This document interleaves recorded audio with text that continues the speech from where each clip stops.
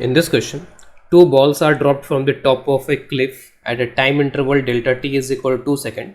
The first ball hits the ground, rebounds elastically, that is reversing direction instantly without losing speed, and collides with the second ball at a height h is equal to 55 meter above the ground. How high is the top of the cliff? तो the situation is कि यहाँ पे किसी height से suppose ये ground level है, let's say this is the ground level.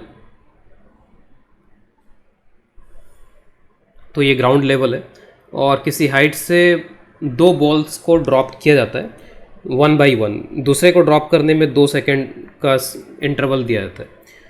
तो suppose एक बॉल ए है जिसको ड्रॉप कर दिया गया, उसके कुछ समय के बाद में फिर दूसरी बॉल बी को ड्रॉप कर रहे हैं यहाँ पे. तो जब बी को ड्रॉप किया गया होगा, let us draw them with different colours. Suppose B है यहाँ पर ये. तो जब बी को ड्रॉप किया गया होगा तो ऑब्वियस है कि जो ए है वो ए कहीं नीचे पहुँच गया होगा और वो किसी वेलोसिटी से नीचे जा भी रहा होगा. अब यहाँ पे दिया हुआ है कि जो बॉल है ये बॉल जाके कोलाइड करती है, कोलाइड करके फिर रिबाउंड करती है और जब तक रिबाउंड करके यहाँ पहुँचती है तो दोनों बॉल्स जो हैं आपस में कोलाइड कर जाते हैं और जो कोलिजन की हाइट है ग्राउंड से, that height is given as h और 55 small h, that is 55 metre. अब इस क्वेश्चन को करने के अपने कई सारे तरीके यहाँ पर हो सकते हैं कि जब इस बॉल को रिलीज़ किया गया तो उस टाइम पे ए कहाँ था, फिर उसके बाद में ए नीचे गया. तो एक एक स्टेप को लेकर के यहाँ पे ढेर सारी कैलकुलेशंस की जा सकती हैं.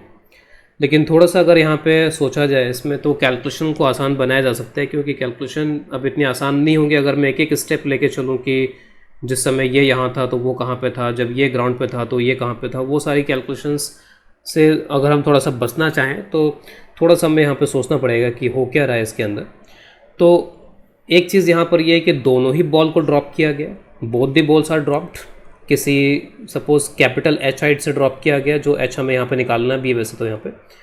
तो दोनों को ही ड्रॉप यहाँ पे किया गया है और जो ए है जिसको पहले ड्रॉप किया गया है एक तरीके से उसको कितना एक्स्ट्रा टाइम मिला है यहाँ पर. तो ए को जो एक्स्ट्रा टाइम मिला है, आप देखो कि ए को इतना एक्स्ट्रा टाइम मिला है delta T, that is 2 second. 2 second का इसको एक्स्ट्रा टाइम मिला है यहाँ पर. अब 2 सेकेंड का एक्स्ट्रा टाइम मिला, उस एक्स्ट्रा टाइम में बॉल ने क्या किया है, तो बॉल ने उस एक्स्ट्रा टाइम में यहाँ पर क्या किया है वो हमें यहाँ पर देखना होगा इसमें.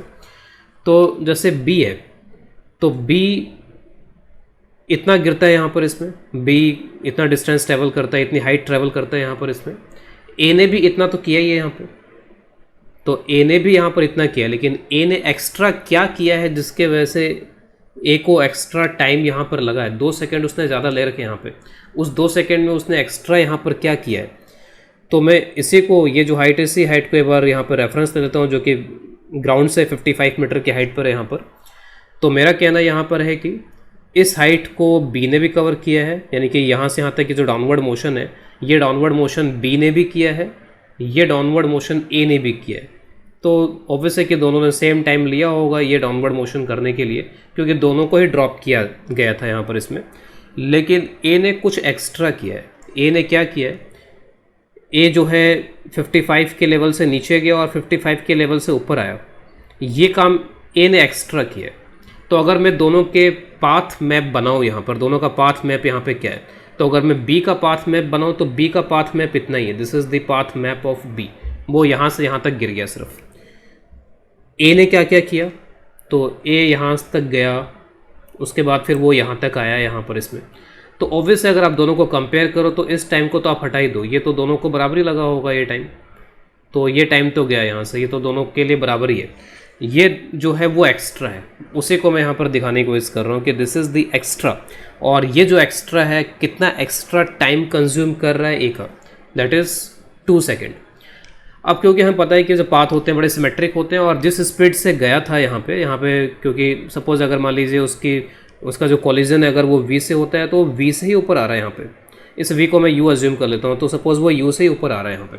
तो u के साथ कॉलिजन हुआ और u से ऊपर आ गया क्योंकि इलास्टिक कॉलिजन है. तो इसका मतलब है कि ये जो पाथ है नीचे जाने वाला फिर ऊपर आने वाला बिल्कुल सिमेट्रिक होगा. तो ये एक्स्ट्रा आपका कितना टाइम ले रहा है यहाँ पे, टोटल मिलाकर के ये एक्स्ट्रा टाइम ले रहा है डेल्टा टी. अगर मैं इंडिविजुअल बेसिस पे बात करूँ तो नीचे जाने में एक्स्ट्रा टाइम यहाँ पे लग रहा होगा, नीचे जाने में एक्स्ट्रा लग रहा होगा डेल्टा टी बाई टू ऊपर आने में भी उतना टाइम लग रहा होगा डेल्टा टी बाई टू। अब इस डेटा का यूज़ करके मैं फटाफट इसको सॉल्व कर सकता हूँ और हाइट निकाल सकता हूँ। जो कैपिटल एच है वो कैपिटल एच कैलकुलेट कर सकता हूँ मैं। तो अब मैं इस पे आ जाता हूँ कि how to find this capital H, उस कैपिटल एच को किस तरीके से फाइंड आउट किया जाए। तो कैलकुलेशन पॉइंट ऑफ व्यू पे आते हैं। तो कैलकुलेशन पॉइंट ऑफ व्यू से आगे चलते हैं इसमें। तो मैं अज्यूम कर लेता हूँ कि ये यू वेलोसिटी से रिबाउंड कर रहा है, ये हाइट गिवन है यहाँ पर, इसमें दिस हाइट इज़ गिवन, और ये u यहाँ पर होगा कितना, किस वेलोसिटी से ग्राउंड को स्ट्राइक करेगा। तो ये हमें पता होना चाहिए कि अगर इनिशियल वेलोसिटी 0 है, यहाँ पर इनिशियल वेलोसिटी 0, तो जब ये h नीचे गिर जाता है तो h गिरते समय, h नीचे आते समय इसकी वेलोसिटी कितनी हो जाएगी, √2gh। This is very standard, या फिर आप इससे निकाल सकते हो v² = u² + 2s। तो u 0 रख करके आप फाइनल वेलोसिटी निकाल सकते हो जब ये h नीचे गिर चुका होगा। तो दिस इज़ √2gh। तो ये जो u है वो हमको एक तरीके से कैपिटल एच के टर्म्स में पता है, और मुझे यहाँ से लेकर के यहाँ तक जाने में इसको टाइम कितना लगता है, डेल्टा टी बाई टू मुझे ये पता है, that is 1 second. This is known. इनका यूज़ करके मैं u निकाल सकता हूँ यहाँ पर, और u निकाल लूँगा तो उससे मैं कैपिटल एच भी यहाँ पर निकाल लूँगा। तो उसके लिए मैं इक्वेशन जो यूज़ कर रहा हूँ, that equation is a very well known equation, s = ut + ½ at²। और इस इक्वेशन, क्योंकि वेक्टर इक्वेशन, तो मैं अपवर्ड को पॉजिटिव लेते हुए इस इक्वेशन को लिख रहा हूँ। तो displacement is small h, u मुझे यहाँ पर कैलकुलेट करना है, और u कैलकुलेट करके मैं कैपिटल H कैलकुलेट कर लूँगा। टाइम t जो है वो डेल्टा टी बाई टू है, तो this is delta T by to. a फिर यहाँ पर नेगेटिव हो जाएगा क्योंकि a डाउनवर्ड है, तो -g, तो -12g delta T by two whole square. तो यहाँ से आप फर्दर कैलकुलेशंस कर लो। तो h plus this g delta T whole square by 8, कुछ इस तरीके का यहाँ पर आ जाएगा ये, and this is u delta T by to. यहाँ से फर्दर आप कैलकुलेशंस कर सकते हो, और u को आप यहाँ पर अब रख लो इसके अंदर। तो मैं डायरेक्टली इसके बाद की कैलकुलेशन कर रहा हूँ, u को आप √2gh रख लो, और उससे फाइनली आप h निकाल सकते हो बहुत ईजी से कैलकुलेशन इसके बाद में। तो क्योंकि √h है यहाँ पर u में, तो जब स्क्वायरिंग करेंगे तब कैपिटल h आएगा। तो आंसर में एक इस तरीके का होल स्क्वायर भी दिखेगा। तो g डेल्टा टी, ठीक है, एलसीएम वगैरह लेकर के यहाँ पे आप देख रहे हो कि 8h बन जाएगा इसमें, और नीचे जो टर्म बनेगी that is 32g delta T whole square. और इसमें वैल्यूज़ अगर आप पुट करोगे तो दिस वैल्यू इज़ 180 मीटर। तो 180 मीटर के बराबर इसका आंसर आएगा।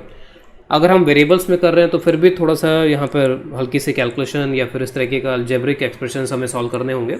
अगर हम यहाँ पे डेटा के टर्म्स में चले जाएं तब तो प्रॉब्लम और भी आसान हो जाएगी इसमें। तो अगर मैं यहीं पे जो मैं इक्वेशन यूज़ कर रहा था s = ut + ½ at², अगर मैं इसी में डायरेक्टली डेटा के टर्म्स में चला जाऊँ, डेटा के टर्म्स में अगर मैं यहाँ पे वैल्यूज़ पुट करना स्टार्ट कर दूँ, तो एक बार मैं वहाँ से फटाफट इसको करके दिखाया तो s = ut + ½ at²। आप डायरेक्टली डेटा पुट करो तो s55 है यहाँ पे, u मुझे पता करना है यहाँ पे, और time delta T by to यानी कि 1 सेकेंड है, तो 1 सेकेंड, और a यहाँ पर -g और g 10 अगर हम ले लें तो -5t² = 1। तो यहाँ पे u का आंसर 60 आ गया, यानी कि ग्राउंड पे जो वेलोसिटी है वो 60 मीटर पर सेकेंड है, और ये √2gh के बराबर है। तो दोनों साइड आप स्क्वायरिंग कर लो तो 3600, this is equal to 2g is 10h। तो 20 ये कैंसिल ये सब हो जाएगा, और h हो जाएगा 180 मीटर के इक्वल आंसर। तो आंसर इज़ 180 मीटर।